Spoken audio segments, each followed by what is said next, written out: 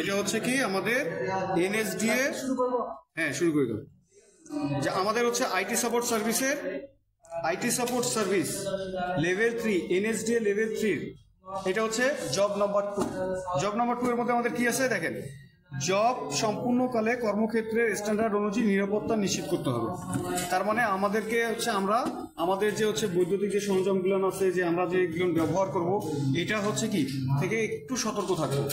বিদ্যুৎটা যেন হচ্ছে আমরা সরাসরি না দেই, কোনো যেন হচ্ছে শর্ট সার্কিটের কি মানে শর্ট সার্কিটের মতন কোনো কাজ না হয়, বা হচ্ছে শক করে এরকম কোনো কাজ যেন আমরা না করি, এরকম এদিকে একটু সতর্ক থাকতে হবে। দ্বিতীয় নম্বরে কি আছে দেখেন, ডিঅ্যাসেম্বল অল কি পার্টস বা device from the system unit.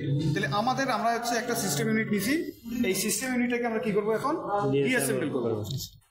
ডিঅ্যাসেম্বল করার জন্য আমাদের সর্বপ্রথম আমরা কি নিছি, একটা সিপিইউ নিছি। সিপিইউটার সর্বপ্রথম হচ্ছে কি আমরা এই উপরের যে কভারটা আছে এটাকে খুলব। এটা কিন্তু দেখেন এটা হচ্ছে সামান্য কিছু লক করা আছে, ধরে নিচের দিক থেকে একটু নিচের দিকে টান দিলে খুলে আসবে। এরপরে খুলে নেব। খোলার পরবর্তীতে এখানে দেখো যে হচ্ছে আমাদের এখানে সিস্টেম ইউনিটের মধ্যে কি কি আছে। সিস্টেম ইউনিটের মধ্যে হচ্ছে আমার আছে হচ্ছে কি এখানে একটা পাওয়ার সাপ্লাই আছে, এখানে কি সিডি ডিভিডি রাইটার আছে, এখানে হচ্ছে কি হার্ড ডিস্ক আছে, এখানে একটা এসএসডি আছে, তারপর হচ্ছে এখানে একটা মাদারবোর্ড আছে না। তো যখন আমরা ডিঅ্যাসেম্বল করবো, ডিঅ্যাসেম্বলের সময় সবার প্রথমে যে কাজটা সেটা হচ্ছে কি আমরা মাদারবোর্ডটাকে আগে খুলবো। তবে হ্যাঁ, মাদারবোর্ড খোলার সময় আমাকে কি করতে হবে, পাওয়ার সাপ্লাইয়ের যত সংযোগ আছে, হার্ড ডিস্কের সঙ্গে যত সংযোগ আছে সব সংযোগকে বিচ্ছিন্ন করতে হবে। সব সংযোগকে বিচ্ছিন্ন করার জন্য আমরা কি করলাম, আমাদের সবার প্রথমে এই পাশে আছে কি ATX 4 পিন। ATX 4 পিনটাকে খুলে নিলাম। ATX 4 পিনের মধ্যে কি আছে, একটা লক আছে, যে লকটাকে কি করবো আমরা একটু প্রেস করে ধরে তারপর খুলবো। আর এমনিতে যদি আমরা টান দিই তাহলে হচ্ছে কি আসবে, তার সব ছিঁড়ে আসবে কিন্তু লক খুলবে না। এরপরে আছে হচ্ছে কি ATX 24 পিন। সেম একইভাবে আমাদের এই ATX 24 পিনও একটা লক আছে। ডান হাতটা তারের মধ্যে তারের গুচ্ছতে ধরে এই তর্জনী আঙ্গুলটাকে হচ্ছে দিয়ে কি করব, লকটাকে একটু প্রেস করে ধরবো। এরপরে একবার উপরে একবার নিচে খুলে অনায়াসে বা সুন্দরভাবে খুলে আসবে। এই আমরা হচ্ছে কি করলাম, 24 পিনও খুলে ফেললাম। এরপরে হচ্ছে মাদারবোর্ডের সঙ্গে কিন্তু কি পাওয়ার সাপ্লাইয়ের কোনো সংযোগ নাই, ঠিক আছে। এরপরে আমরা হচ্ছে কি করলাম, ফ্রন্ট প্যানেলের সঙ্গে যে সংযোগটা আছে সেই সংযোগটাকে আমরা খুলে ফেললাম। ফ্রন্ট প্যানেলের সংযোগটা কি কি আছে, power switch, reset switch, power LED আর হচ্ছে হার্ড ডিস্ক এলইডি। একটা হচ্ছে আমাদেরকে হার্ড ডিস্ক চার্জ করে কিনা তার সিগন্যাল দেয়, এটা হচ্ছে কি রিসেটের জন্য একটা সুইচ, পাওয়ারের জন্য একটা সুইচ, আর হচ্ছে পাওয়ার এলইডির জন্য একটা সুইচ। এই সংযোগটাকে খুলে ফেললাম।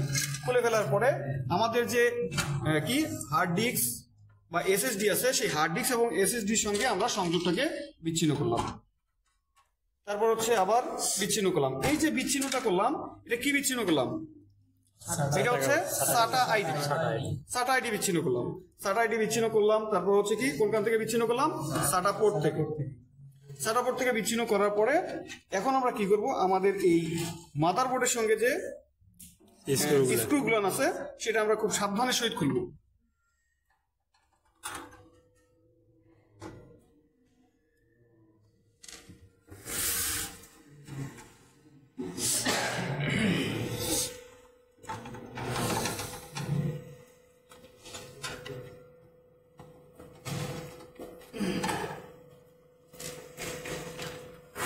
খোলার পরে একটু পিছাই নিয়ে এই আমরা হচ্ছে মাদারবোর্ডকে রিমুভ করলাম। মাদারবোর্ডকে রিমুভ করার পরে এরপরে হচ্ছে আমরা কি করব, কেসিংটা থেকে হচ্ছে আমাদের হার্ড ডিস্কটাকে কি করব, হার্ড ডিস্কটাকে রিমুভ করব। তারপর হচ্ছে আমাদের কি আছে, এসএসডি আছে।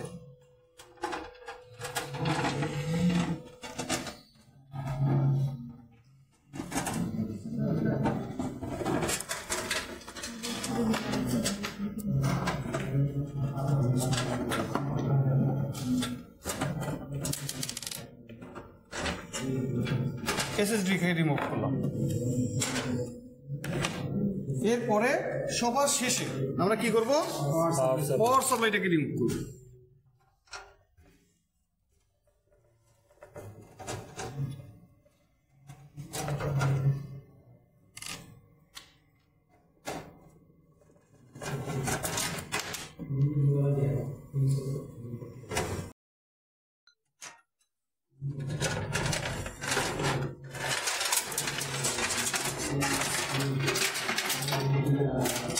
এই হচ্ছে পাওয়ার সাপ্লাইকে আমরা রিমুভ করলাম।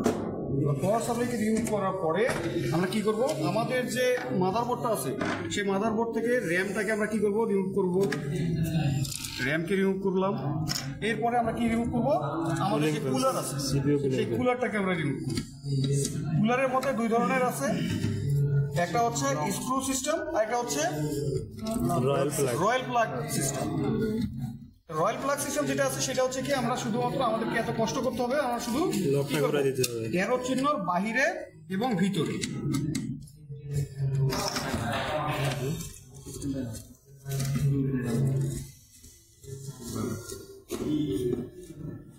ভালো আসলে হচ্ছে লক সিস্টেম বা দুইটাই, কিন্তু সেক্ষেত্রে হচ্ছে সময়ের যদি বাঁচাতে চাই তাহলে হচ্ছে আমাদের রয়্যাল প্লাগটা ভালো। আর যদি সময় আমার অপুরন্ত থাকে, ধৈর্য সহকারে যদি আমি কাজ করি, তাহলে হচ্ছে আমার কি স্ক্রু হবে।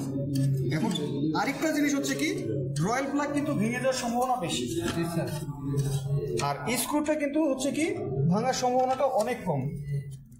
কারণ কি, ছিদ্রে বা হচ্ছে কি স্ক্রুর জায়গা অনুযায়ী যদি পাগুলো না বসে তাহলে কিন্তু আমি স্ক্রু টাইট দিতে পারবো না। তবে এখন হচ্ছে স্ক্রু আমাদের এখানে কি মাদারবোর্ডের সঙ্গে এই কুলার সিস্টেমটা কয়েক প্রকারের আছে। তার মধ্যে একটা হচ্ছে আমাদের এই কুলার সিস্টেম, কুলিং মানে ফ্যান যুক্ত, আর এটা হচ্ছে ওয়াটার কুলার, যেটা হচ্ছে লিকুইড যুক্ত থাকে। আমাদের কুলারের ভিতরে লিকুইড থেকে বাতাস, ফ্যান কি করতেছে, লিকুইডটাকে ঠান্ডা করে। হ্যাঁ, সেই লিকুইড দ্বারা, যেমন হচ্ছে আপনারা যদি গাড়ির সিস্টেমটাকে দেখেন, যে হচ্ছে গাড়িকে ইঞ্জিনকে ঠান্ডা করার জন্য কি ব্যবহার করা হয়, রেডিয়েটরের পানিকে ফ্যান কি করে, পানিটাকে ঠান্ডা করে, আর এই পানি হচ্ছে ইঞ্জিনটাকে ঠান্ডা করে। একইভাবে হচ্ছে আমাদের এই মাদারবোর্ডের কুলিং সিস্টেমটাকে ঠান্ডা করবে, প্রসেসরকে ঠান্ডা করবে। এরপরে আমরা কি করলাম, কুলার খুলে ফেললাম।